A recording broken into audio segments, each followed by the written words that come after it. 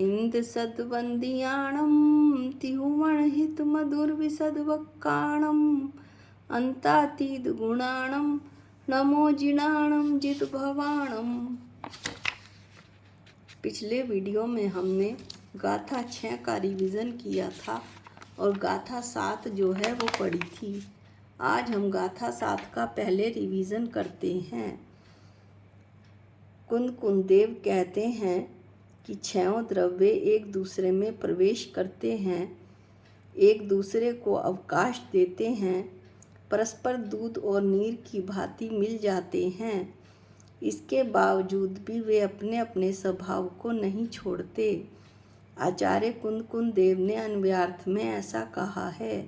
अब अमृत चंदाचार्य टीका में कहते हैं कि यहाँ 6 द्रव्यों को परस्पर अत्यंत संकर होने पर भी, यानी अत्यंत मिश्र पना होने पर भी वे प्रतिनियत हैं।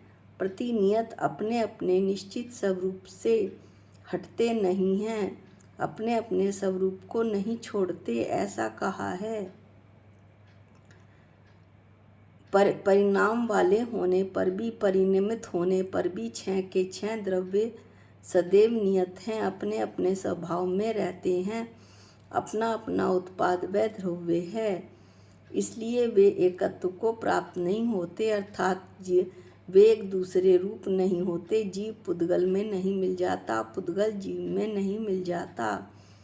इसमें एक और बात कही थी कि यद्यपि जीव तथा कर्म को व्यवहार न के कथन से एकत्व कहा जाता है, अनादिकाल से द्रव्य कर्म, नो कर्म और भाव कर्म जीव के साथ लगे हुए हैं।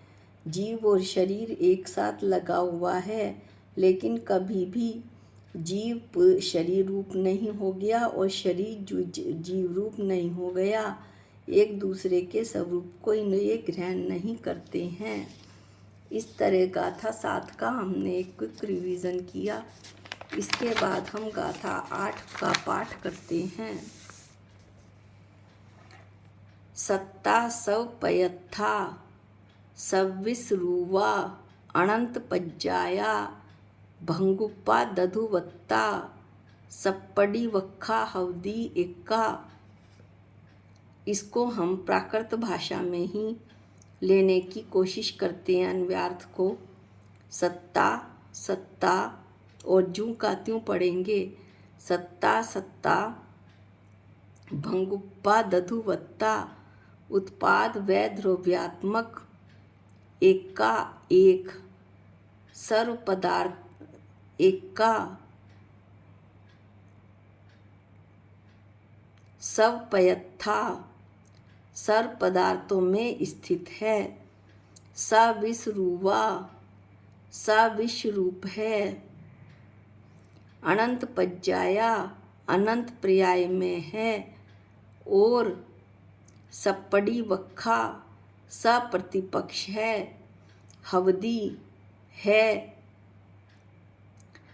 कुंद आचार्य देव भगवान कहते हैं कि सत्ता उत्पाद व द्रव्य सत्ता के विशेषण बताए हैं कि सत्ता उत्पाद व द्रव्यात्मक है, नंबर 1 है, नंबर 2 सर्व पदार्थों में स्थित है, नंबर 3 सविश्व रूप है, नंबर 4 और अनंत पर्याय में है, नंबर 5 और साथ ही साथ सप्रतिपक्ष है, अर्थात विपक्ष सहित है, प्रतिपक्ष सहित है।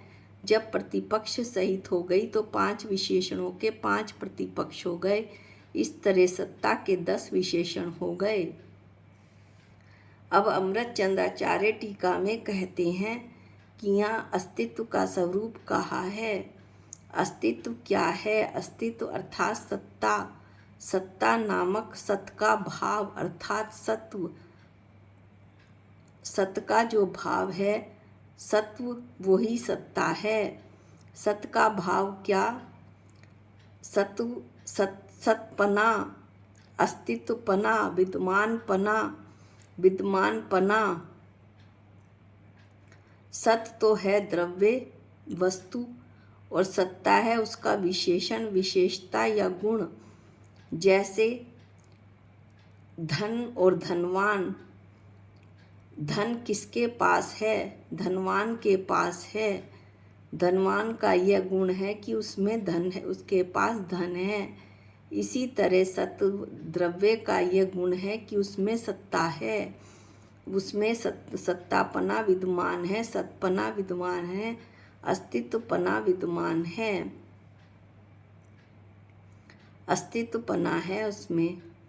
अस्तित्व अर्थात सत्ता नामक सत का भाव अर्थात सत्व, ये इसका हमने विश्लेषण किया। विद्यमान मात्र वस्तु ना तो सर्वथा नित्य रूप होती है। अब जो 6 द्रव्य विद्यमान हैं वे सदैव ना तो सर्वथा नित्य रूप होते हैं और ना सर्वथा क्षणिक रूप ही होते हैं। अमृतचंदाचार्य इसकी कैसे व्याख्या कर रहे हैं ये देखते हैं कि सर्वथा यदि वस्तु को नियत ही माना जाएगा तो वास्तव में जो कर्म भावी पर्याय हैं उनका अभाव हो जाएगा। कर्म भावी पर्यायों का अभाव होने से जो परिणमन है, परिवर्तन है, परिणाम, कार्य, ये सब एक ही शब्द के पर्यायवाची हैं। वो कहाँ से होगा? वो तो होगा ही नहीं, वस्तु जड़ हो जाएगी। अब दूसरा पॉइंट देखते हैं कि सर्वथा क्षणिक वस्तु में वास्तव में प्रत्यय विज्ञान का अभाव होने से एक प्रवाहपना कहाँ से रहेगा? एक पर्याय से दूसरी पर्याय का होना संभव नहीं हो पाएगा। यदि क्षणिक वस्तु कथनचित क्षणिक होती तो कोई बात नहीं थी। वस्तु जो है सर्वथा क्षणिक मानी गई है। मैंने किसी व्यक्ति से एक दिन पहले पैसे उधार लिए, अगले दिन वह व्यक्ति आया तो मैंने तो कह दिया कि तुम वो व्यक्ति हो ही नहीं, क्योंकि तुम तो पर्याय तो सर्वथा क्षणिक है। वो व्यक्ति तो दूसरा था, तुम दूसरे थे, तुम दूसरे हो। अब तुम्हें कौन से पैसे वापस करूं? मैंने तो तुमसे पैसे नहीं लिए, मैंने तो कल वाले व्यक्ति से ही पैसे लिए हैं। ऐसे बौद्ध धर्म वाले मानते हैं, लेकिन इसमें बहुत ज़्यादा अड़चनें आ जाती हैं। इस तरह से आचार्य कहते हैं कि प्रत्यय विज्ञान का अभाव होने से प्रत्यय विज्ञान यानी कि स्मृति और प्रत्यक्ष के विषयभूत जोड़ को प्रत्यय विज्ञान कहते हैं। यानी जो पहले देखने में, जानने में आई थी और प्रत्यक्ष में हम उसे देख रहे हैं तो हम कहते हैं ये वही वस्तु है, ये वही आदमी है जिसे मैंने कल देखा था। जब सर्वथा क्षणिक वस्तु हो जाएगी तो मैं ये कह सकती हूँ कि तुम जो है वो तुम कल वाले व्यक्ति नहीं हो जिससे मैंने पैसे उधार लिए थे, तुम तो कोई दूसरे ही हो। इस तरह प्रत्यय विज्ञान का अभाव हो जाएगा।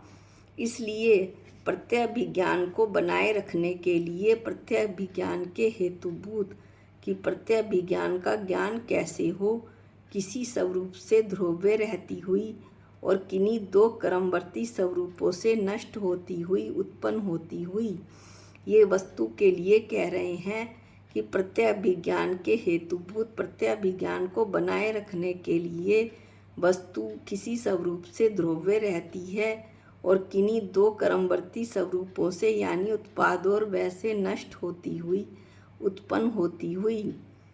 जब वह होगा तो नष्ट होगी और उत्पन्न होगी तो उत्पाद होगा। इस प्रकार परमार्थ है एक ही काल में तिगुनी 3 अंश वाली अवस्था को धारण करती हुई वस्तु सत जानना। आचार्य कहते हैं कि परमार्थ से एक ही काल में, एक ही समय में उत्पाद व ध्रुव्य हो रहा है। 3 अंश वाली अवस्था हो रही है वस्तु की। ऐसी वस्तु जो अवस्था धारण करती है वही वस्तु सत है। जब वस्तु सत है तो उसकी जो विशेषण है या गुण है वो भी सत ही है। वो भी जो है वो जो उसका विशेषण सत्ता है, गुण सत्ता है, वो भी 3 अंश वाला है यानी उत्पाद व ध्रुव्यात्मक है। लक्षण जानना, क्योंकि भाव और भाववान का कथनचित एक स्वरूप होता है। अब ये भाव व भाववान क्या है ये हमने पहले ही बता दिया कि भाववान तो वस्तु है और सत्ता जो उसकी विशेषता है, गुण है, वो सत्ता जो है भाव है। वस्तु में सत्ता मौजूद है, वस्तु भाववान है और सत्ता भाव है।